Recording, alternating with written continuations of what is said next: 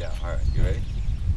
All right, we're gonna try to help people get started kind of correctly with teaching a horse to accept the human and to teach a horse to be cooperative instead of compliant. And there's a big difference. If you don't know what it is, look up the definition. Uh, this horse supposedly has been ridden. Suppose. And one thing that a lot of people do is, well, okay, he's been ridden, so we'll put a saddle on him and get on him and see what happens. I mean, nothing bad happened, but certainly a lot of bad things could happen. And then you got a horse that really has problems. I want to see how he accepts me and pay attention to how he accepts me. And when you play with horses like this, you learn to feel this back here. See, he's tight. He is wicked tight. He's all of a sudden, oh man, this dude is doing some stuff to me. I don't know what it's about. But you rub them here and just try to get them to the point of where they're comfortable with it. Wait till that muscle relaxes a little bit. And I touch him here and see where his mind goes. See, it's still there. There it came to me a little bit, and I'll get into more of that later. So right now I'm going to go here. And I do it right here, right above the front legs. You have a lot more stability. You see a lot of people try to do it here. Plus the fact that if you try to do it back there, you certainly, if he doesn't like it and gets that tight, he certainly can kick it. Here, they can't. So I'll get here. It's a lot more stable. I rock him. See, so see where his mind goes right off the bat? It goes over there. So I right away, I'm going to go here. And I'm going to rub right there. When his nose tips on this side of the center, I'm going to rub him, just relax. That's what I want. So I'm going to come here, put my body up against him. Jump, jump, jump, jump. See, his nose is on, see? I'm going to come in here.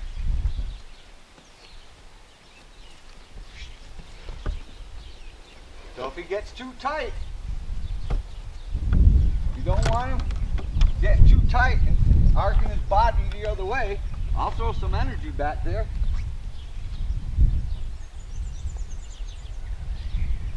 So when his nose stays over here, I go, yeah, that's what I want.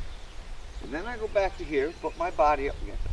Jump, jump, jump. See, his mind is going over there. So I go here, touch him. See how tight he is?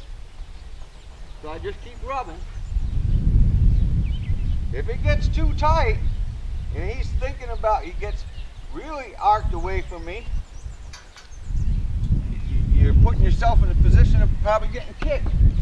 So I'll throw some energy back there and get him to disengage his hindquarters.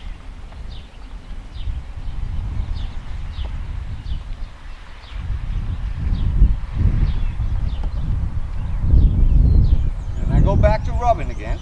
So he did a lot better that time. Didn't tip his mind. So I'm not going to jump on him right away. I'm going to do this a few times. See his nose? When the nose gets like that, he's getting a little more soft. Every time he tips his nose here, I go, give him a good rub. And I'm going to come here again, jump, jump, jump, jump, jump. See, his nose is going over there, so I check. So see, there's not much tension there this time. One thing you don't want to do is jump on him when he's got his nose tipped over there. If he tips his nose over there, touch him here. There. So every time he tips his nose over here, I go there. That's what I want. Jump, jump, jump, jump. See his nose now? Thank you. I certainly, more than likely, could have jumped on him, but I want to give some.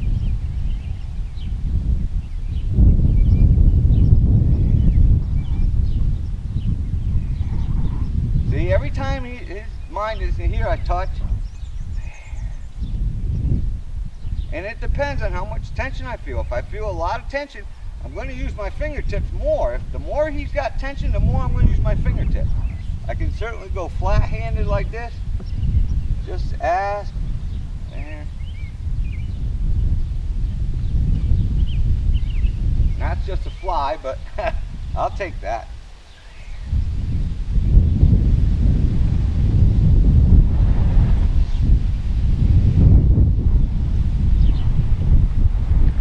So I'm not violating anything. If I just jumped on him, I certainly would worried about that. So now I'm using fingertips, and I'm waiting. And I had a fair amount of pressure on him. If he tipped his mind farther over there, I'd get a hold of the lead rope, and I'd probably pop him a little bit and they'd just head off. I'm not going to pop him a little bit in face. I'm going to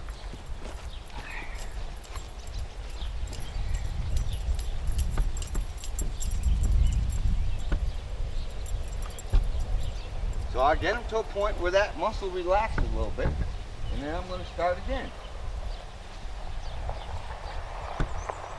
At that time there, I actually got my feet off the ground. See, so he's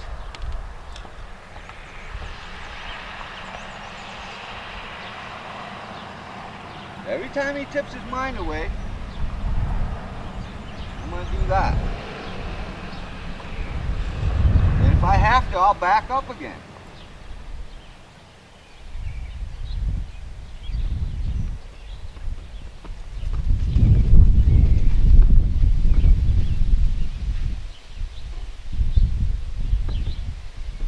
Get him to the point where he relaxes, come back, start again.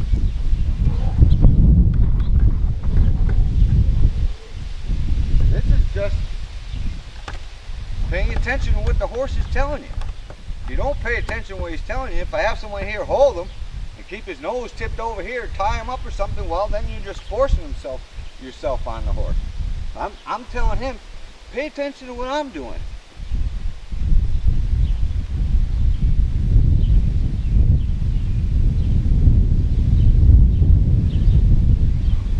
So if I'm pushing pretty hard, I want to see what he's going to do. See, he's tense, not shifting his weight. Watch his nose. See, his nose came, but he didn't soften here whatsoever. So I'm just going to hold the pressure until I get some kind of result. If I don't, I'm holding the pressure. Now I'm going to start poking and see what he does. There. And you could feel when he softens right here. So I'm starting on the most difficult side because he doesn't really know how to deal with the human on this side.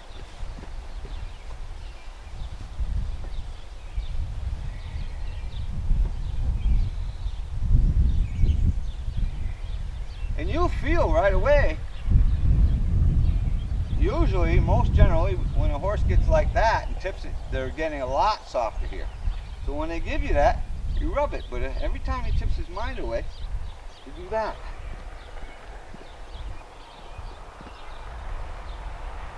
I put a little more energy in it. See, his mind, I can feel his back, his head is going up, but his back is still relatively soft, but the more he tips his mind away, the more tense he's going to get here. I'll go right to that again. Just relax and rub on him. He'll start to realize that every time I do this, everything is calm. This guy is relaxed, he gives me a rub, and when I tip my mind over there, my muscles get tense, he gets tense. It's not comfortable.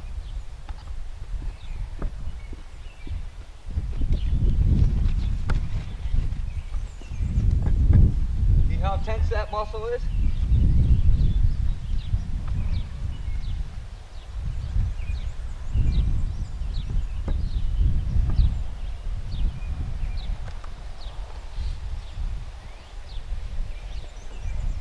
So just walk away, see, give him some relief. Come back to your starting point again.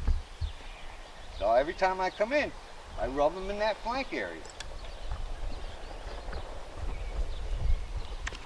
See, he's still tense, but a lot more relaxed. There, see?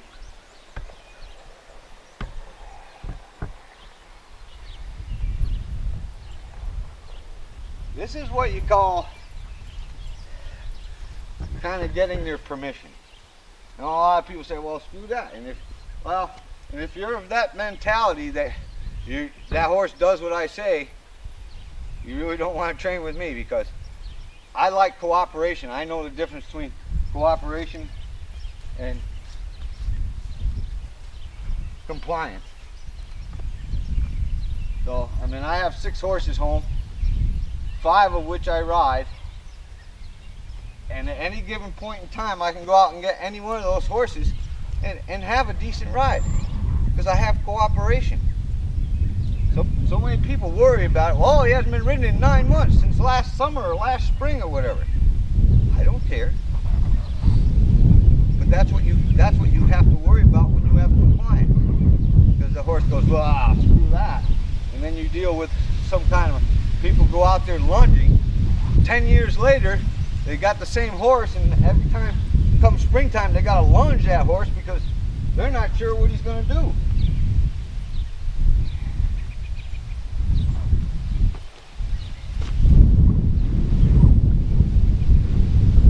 So I'm just suggesting to him what I want to do, and when he gets soft, so you watch out for the patterns that you create too.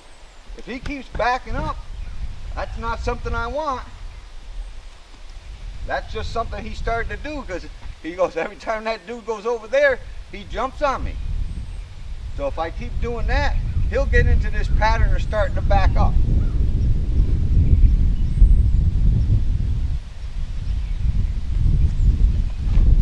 Every time he moves his feet.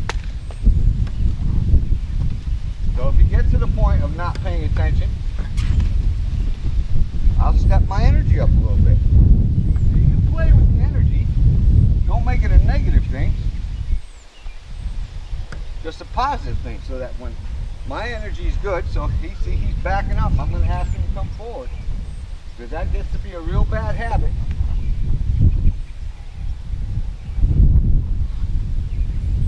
So I'll go back a little bit. If he got to a point where he got nervous, I'll go back to the beginning.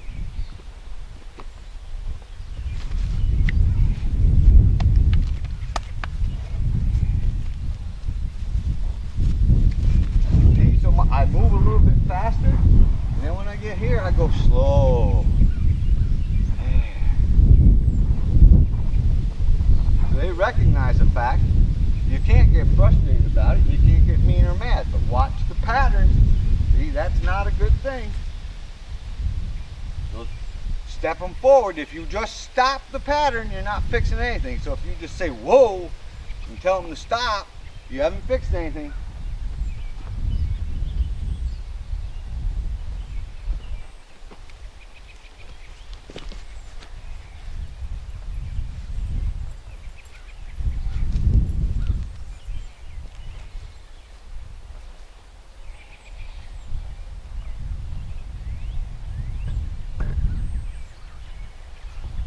So instead of staying there, I give him a little bit of relief, come back to doing this. So you feel how much tension is there. See, change the pattern, and then just stop, relax.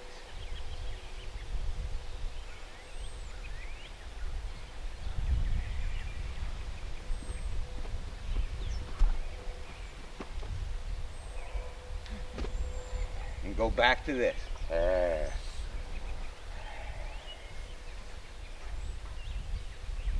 See, he'll start to understand.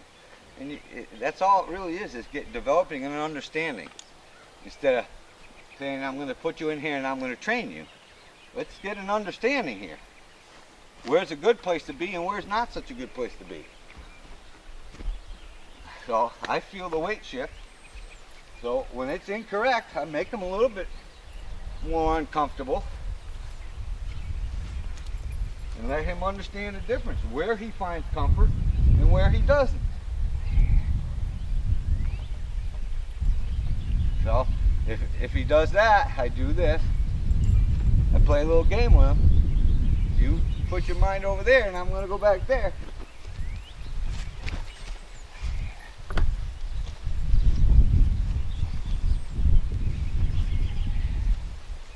See, and I'm not asking him to disengage his hindquarters. So you watch out what he's doing. You know, he's trying to dominate me and push me around a little bit with the front end.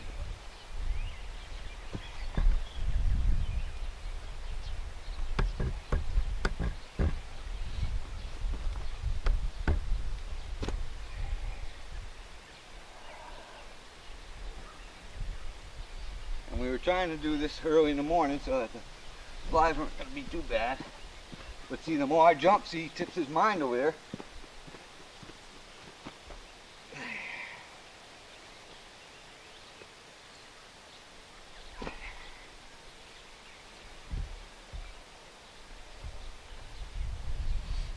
So you just pay attention to how much tension there is there. If I start putting a little bit of pressure because he's messing with the flies over there, watch out. If he starts getting more tense there, don't stay there.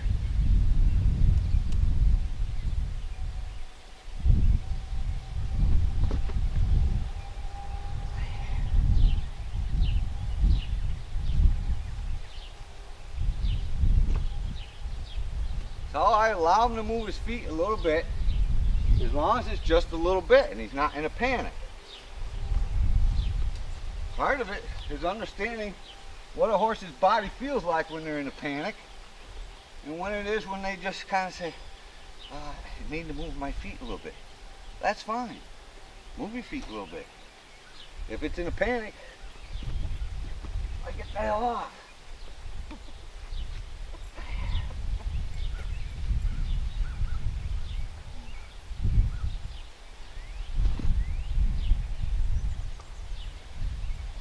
So if you don't know what this feels like, it's kind of like cracking an egg.